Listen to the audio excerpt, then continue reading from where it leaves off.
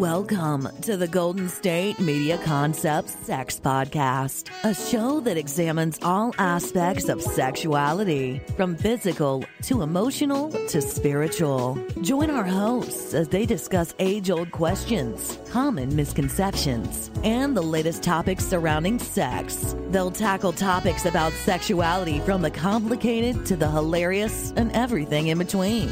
GSMC Sex Podcast is your show for all of your questions about sex, even some you might not have thought of yet.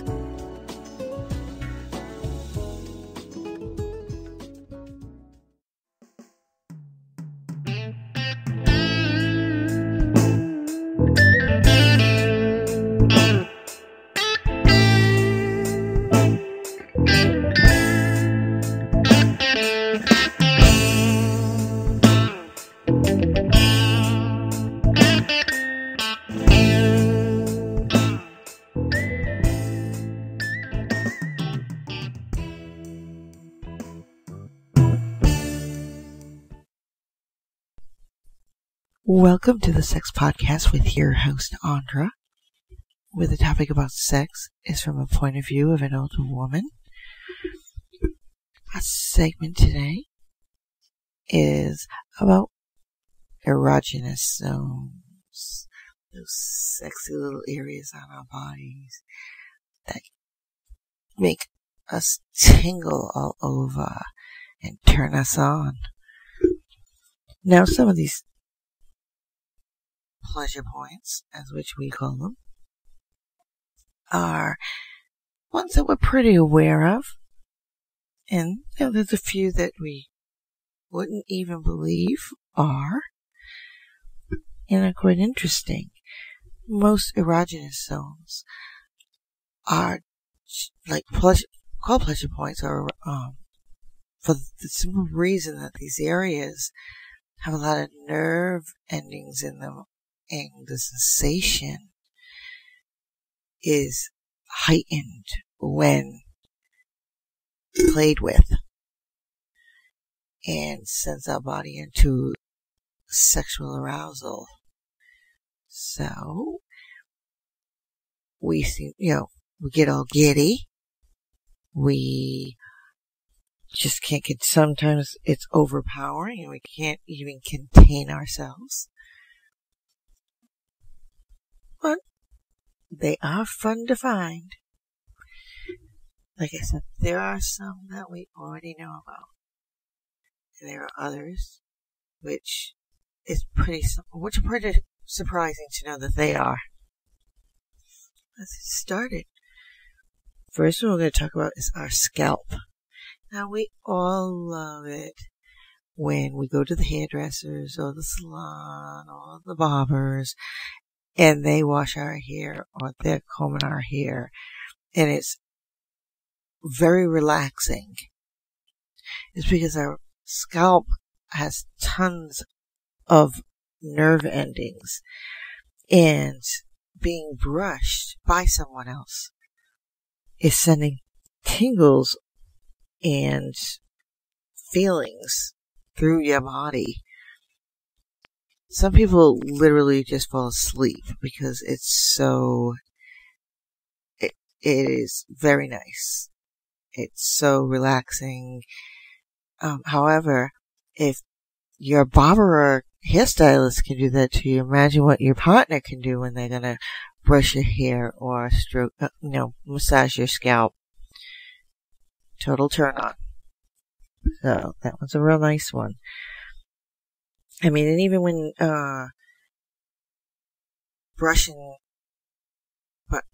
is what we're always thinking of, brushing or massaging it. However, if you slightly tug on your hair, it actually gives that added pleasure, which is some people's partners, people, anything. They think, the first thing that your partner will do is grab your hair. And this is why. So it's a turn on for them, it's a turn on for you. The next one, which we all know, because anybody who nibbles on the ears, whispers sweet nothings in them. Totally sends you crazy. Some people have extreme sensitivity to their ears and just absolutely love it. And their partners know that, so they'll go straight for their ears. There is a lot of sensitive skin on the ears, and hundreds of sensory perceptors on the inside. So this is why the ears are like one of the top erogenous zones, pleasure points, turn-ons, and just a place to just go in and lose yourself. So that's a really good one, and everybody knows about that one. Another common one that we have is the navel and the lower stomach. Now, starting from your head and working your way down your body, your partner is just continuing that tingling sensation, that sexual arousal which has already been started by rubbing your scalp or brushing the hair of your partner or tugging on the hair a little bit, then moving down to your ears, adding to it. Now we're going down the body. Now they talk about the navel and the lower stomach first, but I'm going to go a little backwards. If we're going to go in order, you can start at the stomach and the navel and work your way up. But the closer that you do get to your partner's genitals, and that area is a little faster turn on. So, you're just going directly to the point. But, working from the scalp, coming down to the ears, then the neck, which is another pleasure point, erogenous zone, which one you would prefer to call it. And then going down the nipples, and I'm both men and women. The areolas, the nipples, very, very sensitive. And then going into the stomach and the navel and playing around down there. All these zones are all filled with all sensitive nerve endings. Now when it comes to the navel and the stomach, the lower stomach, obviously, because you're getting dangerously close to the genitals, that your body, your genitals are working, all the nerve endings there are on their wits' end, calling your partner there. And depending on where you're at in your arousal, you might want them to just go straight to, sex, or just to go there and stop sucking on your penis, or sucking and playing around with your labia, the vulva altogether, which is your clitoris, your labia, your vagina, with their tongue, because now they're using their tongue to act as fingers. Or you could do them at the same time. Your partner's hand will be gently massaging, which makes it even more, put you into the mood, being more and more aroused, which is what you want, because as a woman, you want to be open, and you're going to get more pleasure from it. As a man, you're going to get very, very erect, and let's see who can actually hold it the longest.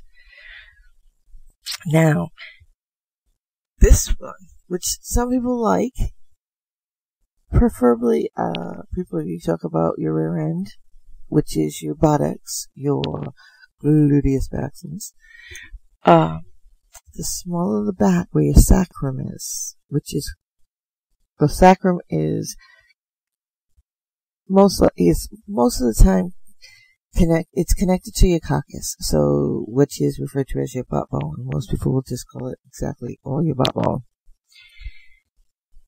Being, kissing that,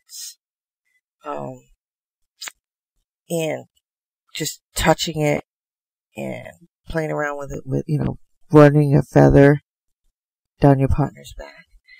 Now, this particular spot is really, it's because, believe it or not, there are all these nerves that are in that part of the body, in the lower back, that are very sensitive.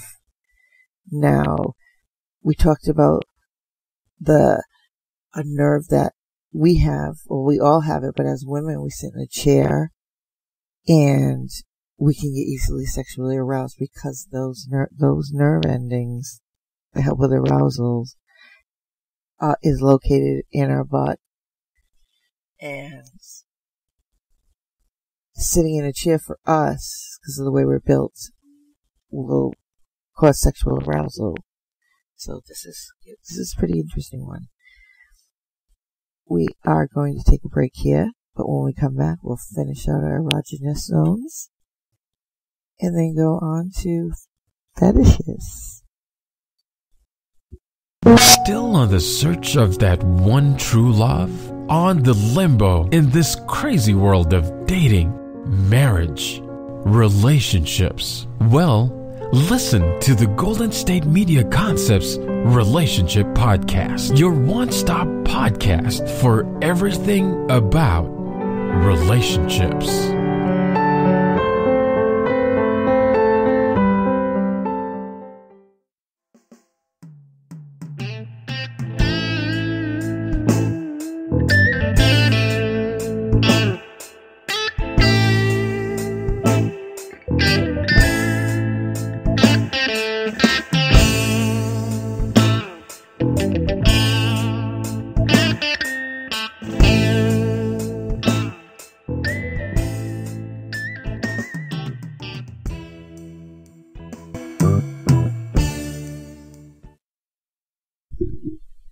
Welcome back to the Sex Podcast with your host, Andra, where the topic about sex is from the point of view of an older woman. Now, in our first segment, we talked about erogenous zones, and we were making our way down that list. And with Valentine's coming up, we need to know even extra pleasurable spots. So, we're going to finish out the erogenous zones and then move on to fetishes. Next one on our list is inner arms and armpits. Now, I know when I think of armpits, I just start giggling, which is one of our tickle points. But once you get past that, the underarm can be quite sensuous and quite arousing if properly taken care of. I know we just think that, our underarm sweat, or a lot of people just don't want to go there. But it is very, very good. The light touch is really all you need. And it turns that little initial tickle to a totally tantalizing feeling. There's ways you can approach it, any erogenous zone, with your fingertips, your tongue, a feather, depending on which one you won't just die out laughing. I know some of us are very, very sensitive there, and we'll just giggle to all ends, but it is on our list. The inner wrist, very, very sexy, is the next one. Now, this erogenous zone, or pressure point, is, where the doctor will go and get your pulse. But, aside from that, and this is what we think of when we think of our wrist, but try looking at it in a different way. The wrist is highly sensitive. So, caressing the skin with your fingertips, or even starting to kiss it and go all the way up your arm. Hey, Morticia loves it when Gomez kisses all the way up her arm, sorry. total turn on. And it's just a really nice way to start. Which, technically, if you started at the wrist and you go all the way up, you get to the neck and the ear, and then you can go and do a UE and go down. You know, your partner's nipples and areolas, and the navel, or you can go all over the place. Start out that way, where they're like at that point of, oh my God, I can't take it anymore. And then turn over to the small of the back and go a different way and just work it. So it's really, really nice. Now, obviously I did say the wrist, but the palm of the hands. Most people start with the fingertips and sucking the fingers all together, and then go into the palm, and then up your arm. The reason why this is an extreme erogenous zone is because our fingertips are what we use for touch. So it's one of those sensitive spots on our body because we use them to feel sensitive changes in temperature and, everything that has to do to send our brain, to send signals to our brain for our body react to. So they are very, very sensitive, which that if you've ever sliced your finger, it's painful if you needed stitches. It's just really, really bad. I don't think they can numb you enough. Now, let's go down to behind the knee. Another tickle point, but that one's a little bit easier than the armpit to not giggle your way through. But it is considered one of the nicest erogenous zones there is. And it is often neglected. Often neglected because it was concentrating more on the, the thighs and the front of the legs and the genital area.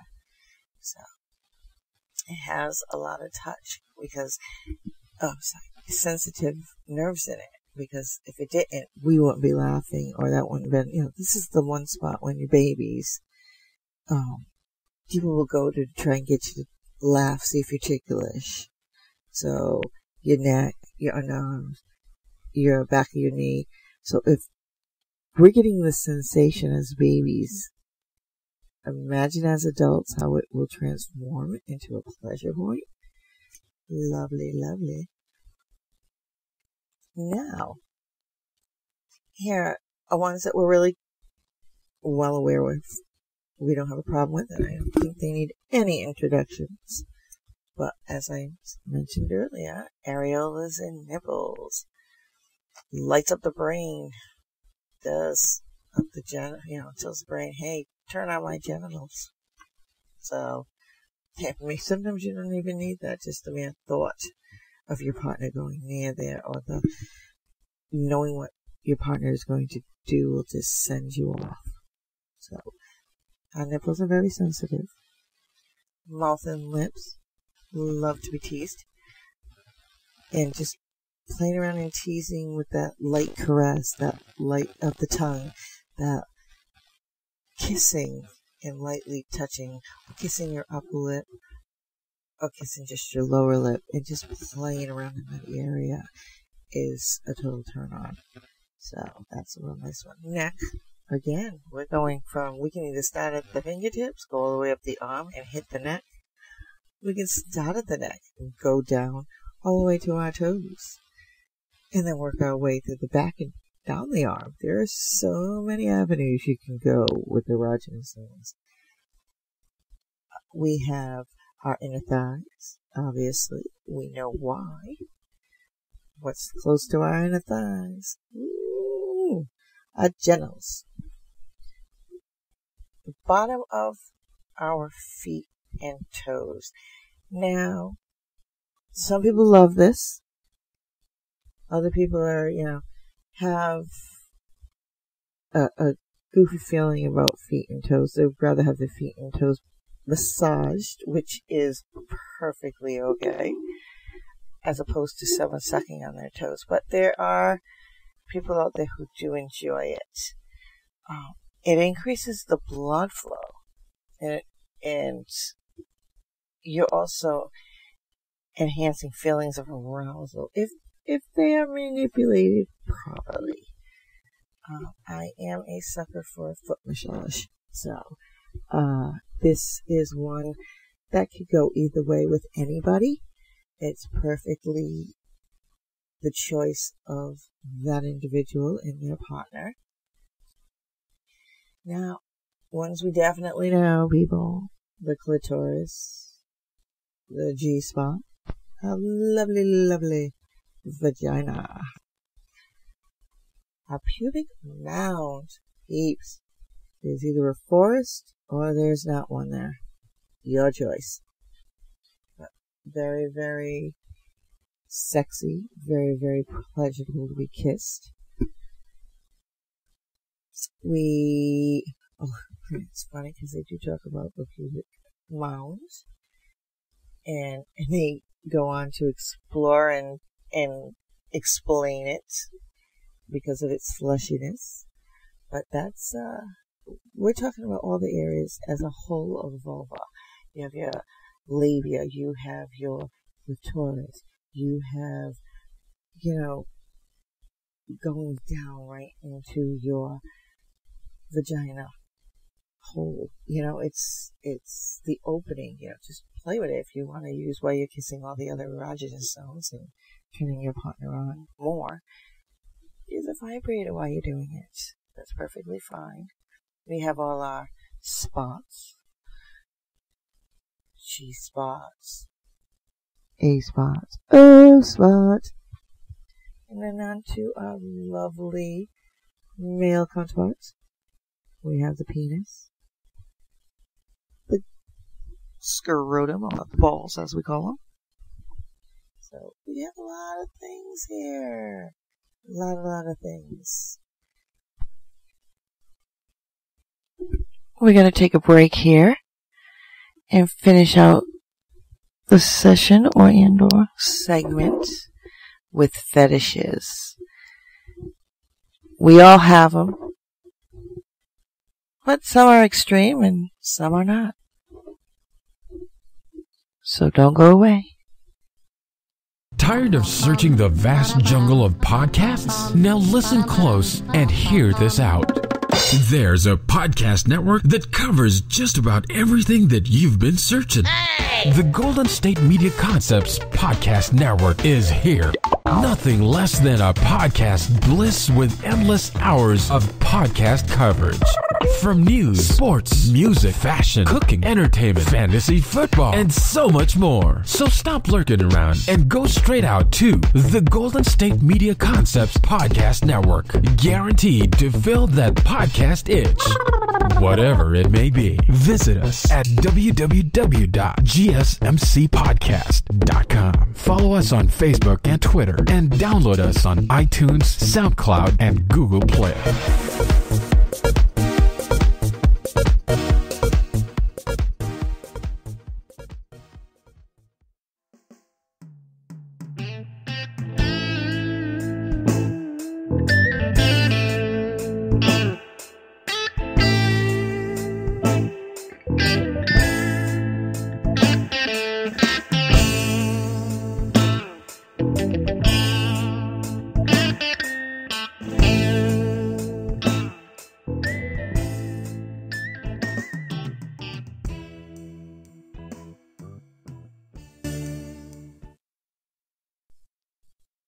Welcome back to the Sex Podcast with your host, Andra.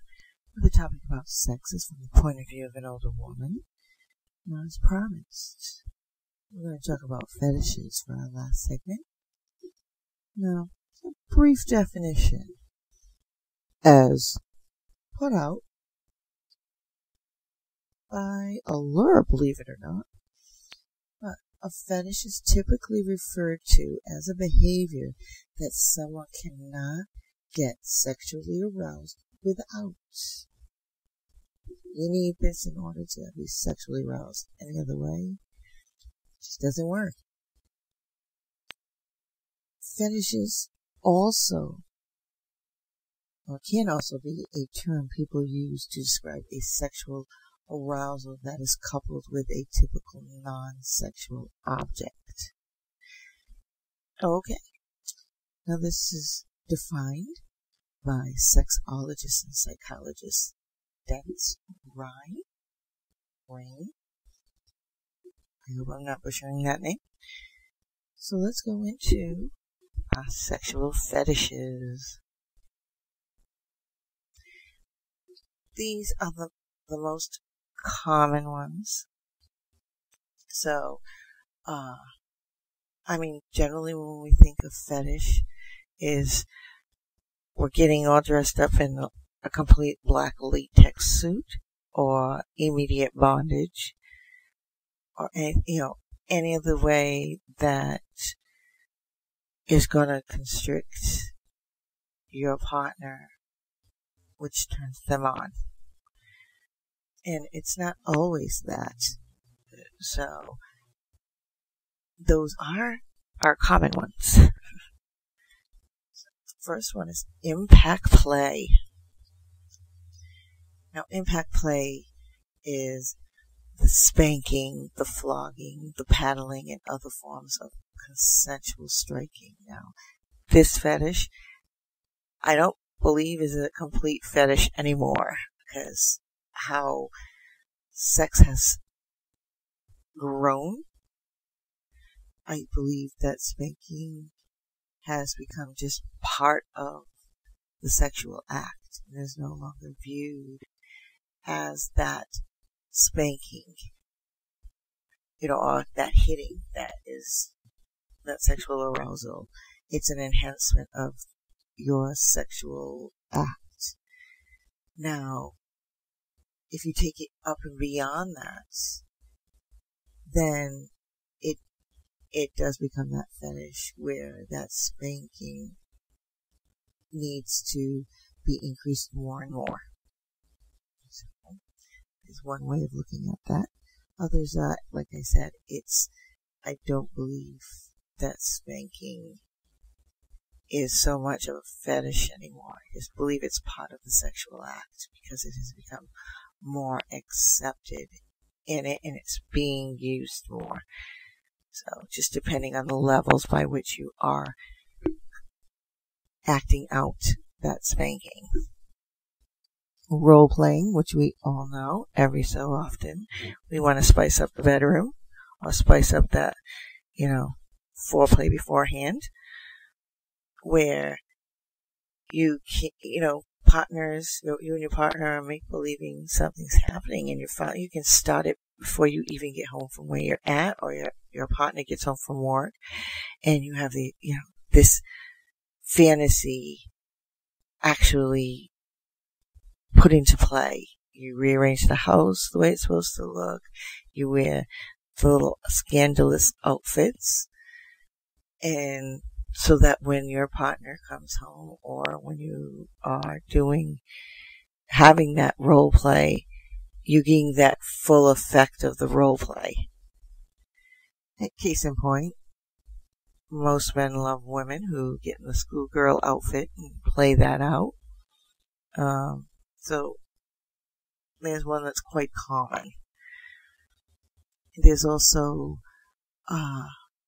some partners, men, would love being called daddy,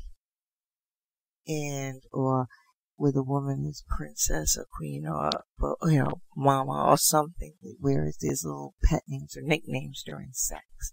And with one that's really more common is calling the man daddy. They really like that because it kind of puts them into control of the situation, and you're basically becoming subservient to him, and calling him daddy kind of sort of makes him believe that the spanking you deserve. So it kind of works hand in hand in role playing. Next one is foot fetish. Now, as prior spoken about in other segments, this particular fetish is really, there are a lot of people who actually like this. Some people just prefer your feet to be massaged. Others can handle the toe sucking and the kissing and the licking and all of that. The foot fetish is a desire to worship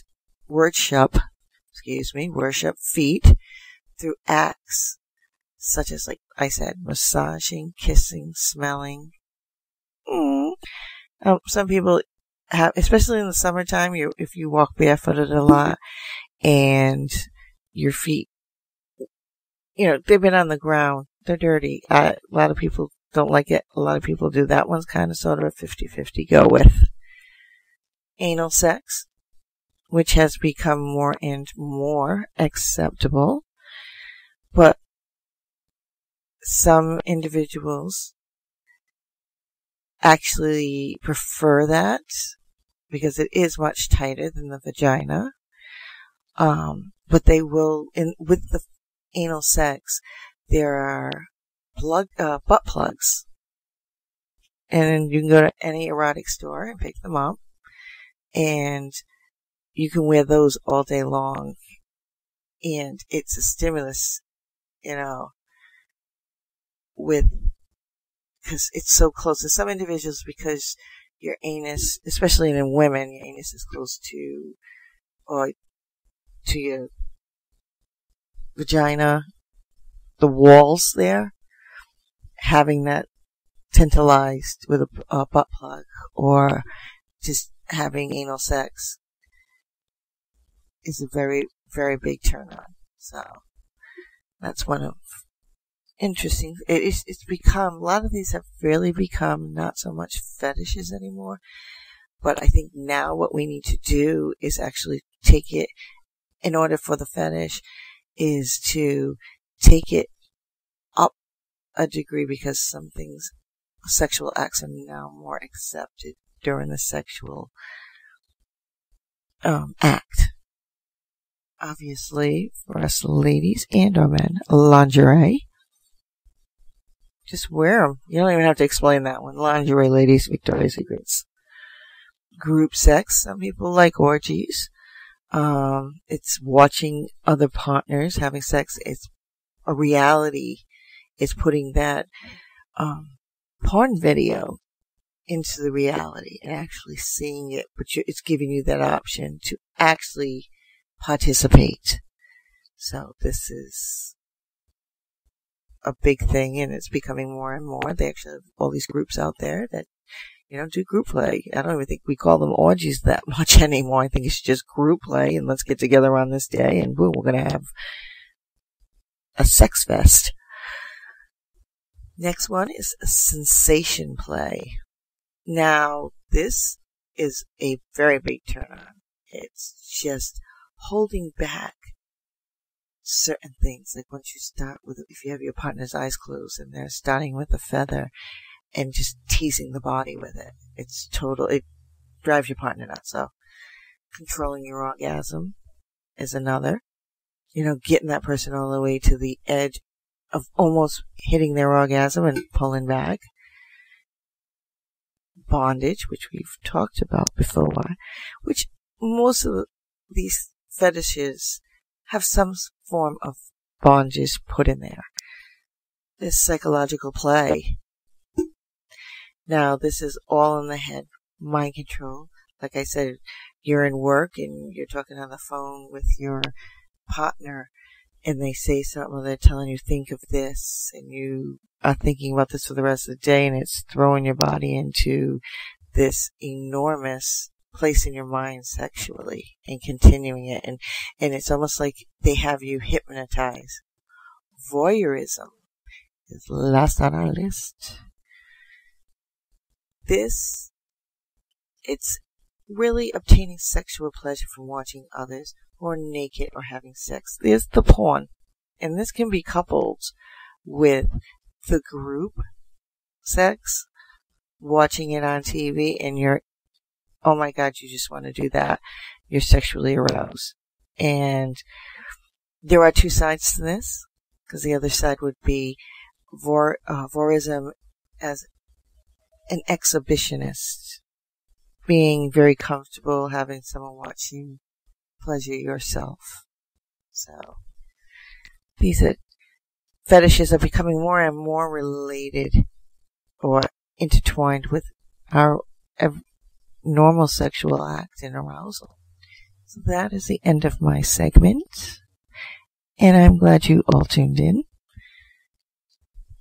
Have a great sex. Now remember, as always, practice safe sex. Valentine's is coming up, and have some fun. You've been listening to the Golden State Media Concepts Sex Podcast, part of the GSMC Podcast Network. You can find this show and others like it at www.gsmcpodcast.com. Download our podcasts on iTunes, Stitcher, SoundCloud, Google Play, or anywhere you find podcasts. Just type in GSMC to find all of our shows from the GSMC Podcast Network. From sex and relationships to health and wellness, life and happiness, and even weird news. You can also follow us on Twitter and Facebook. Thank you, and we hope you have enjoyed today's episode of the Golden State Media Concepts Sex Podcast.